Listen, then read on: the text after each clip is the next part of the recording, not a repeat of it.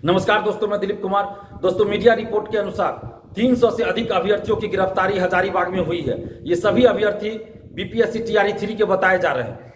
शिक्षा mafia, shutter दलाल इनको हजारीबाग के किसी होटल में रखकर बीपीएससी टीआरई 3 का क्वेश्चन आंसर रटवा रहे थे। ऐसी जानकारी मीडिया से आ रही है, ऐसी खबरें आ रही है मीडिया के द्वारा, और इन लोगों से अभी पूछताछ की जा रही है पुलिस के द्वारा।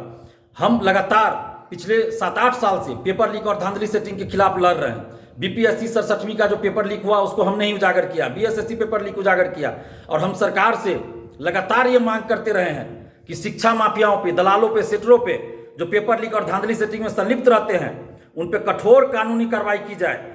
10 साल से अधिक की कानूनी सजा हो, उनकी सारी संपत्ति जब्त की जाए, अगर सरकारी नौकरी में है तो नौकरी से उसको बर्खास्त किया जाए और करोड़ों रुपए का आर्थिक दंड भी लगाया जाए।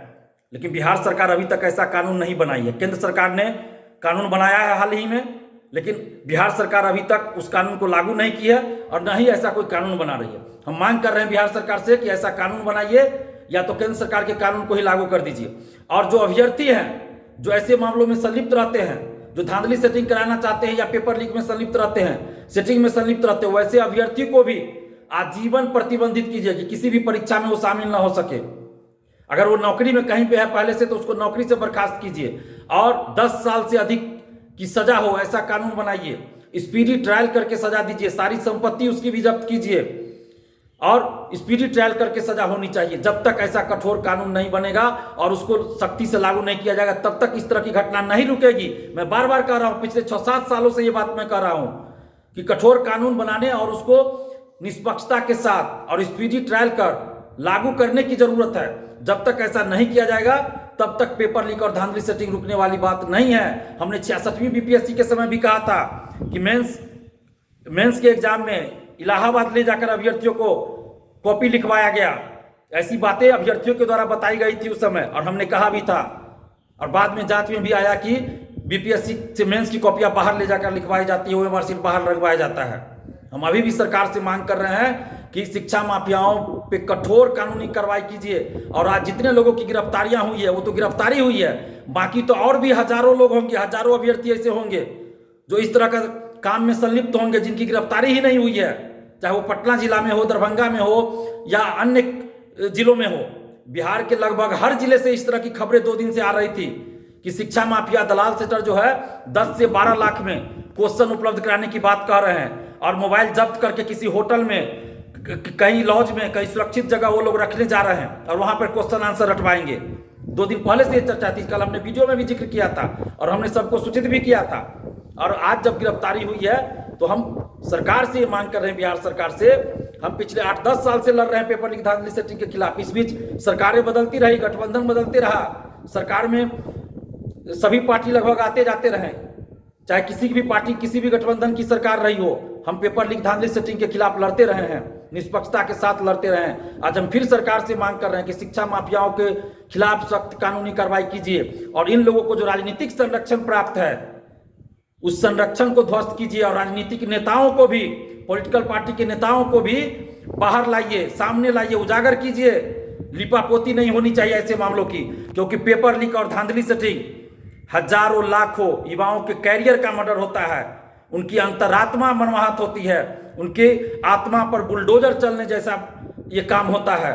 तो बिहार के लाखों युवाओं के साथ ये अन्याय कब तक होता रहेगा? कब तक बिहार के मेधावी, प्रतिभावान स्टूडेंट्स के साथ इस तरह से अत्याचार, अन्याय और शोषण होता रहेगा? कब तक बिहार के लाखों स्टूडेंट्स के भविष्य से खिलवाड़ होता रहेगा? कब तक हम लोग चुप बर्दाश्त करते रहें? कई बार हम लोग आंदोलन कर चुके हैं, सरकार हमें मजबूर ना करे बड़ा आंदोलन करने के लिए। हम सरकार से यह विनती कर रहे हैं, आग्रह कर रहे हैं, मांग कर रहे हैं कि शिक्षा माफियाओं के खिलाफ सख्त से सख्त कानूनी कार्रवाई कीजिए। और आज जितने लोग पकड़े गए हैं हजारीबाग, उन सबसे निष्पक्षता के साथ पूछताछ हो और अगर उनके पास जो क्वेश्चन है, जो आंसर है, आज की परीक्षा के प्रश्न है, आंसर है, तो आज की परीक्षा को रद्द कर दिया जाए। क्योंकि जब प्रश्न पत्र ही लीक है, पेपर ही लीक है, तो परीक्षा का कोई मतलब नहीं रहता है, उसका कोई मतलब ही नहीं। इसलिए इसकी निष्पक्षता के साथ जांच हो। अगर इन अभ्यर्थियों के पास आज की परीक्षा के प्रश्न पत्र हैं, आंसर है, वो मैच कर रहे हैं आज की परीक्षा के पूछे गए प्रश्नों से और उत्तर से, तो आज की परीक्षा को रद्द कर दिया जाए। और अगर आज की परीक्षा के पूछे गए प्रश्नों से और उत्तर से मैच नहीं कर रहे हैं, नहीं मिल रहा है, तो भी इन पे कठोर कार्रवाई की जाए, क्योंकि इन्हों लोगों ने धांधली सेटिंग करने का प्रयास तो किया ही है, पेपर लीक तो किया ही है। इतने लोगों को क्वेश्चन आंसर रटवा रहे हैं, तो धांधली सेटिंग ये लोग कर रहे हैं, ये तो कदाचार में संलिप्त ही हैं। तो इन सभी लोगों पे, अभ्यर्थियों पर भी और जो इसमें दलाल है, सेटर है, शिक्षा माफिया, उन सब पे भी कठोर कानूनी कार्रवाई की जाए और आगे किसी परीक्षा में इस तरह की घटना ना हो, इसके लिए एक कठोर कानून लाया जाए और उसको सख्ती के साथ लागू किया जाए। नहीं तो आगे की परीक्षाओं में भी इस तरह से कदाचार और पेपर लीक होते रहेगा।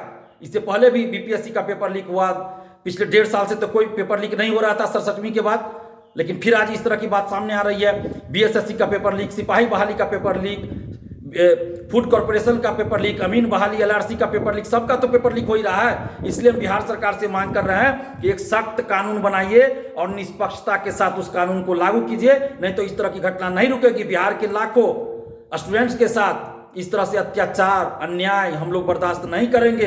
अगर सरकार जल्दी कठोर कानून नहीं लागू करती है, नहीं बनाती है कानून और उसे नहीं लागू करती, तो हम लोग बहुत बड़ा आंदोलन बिहार में करेंगे।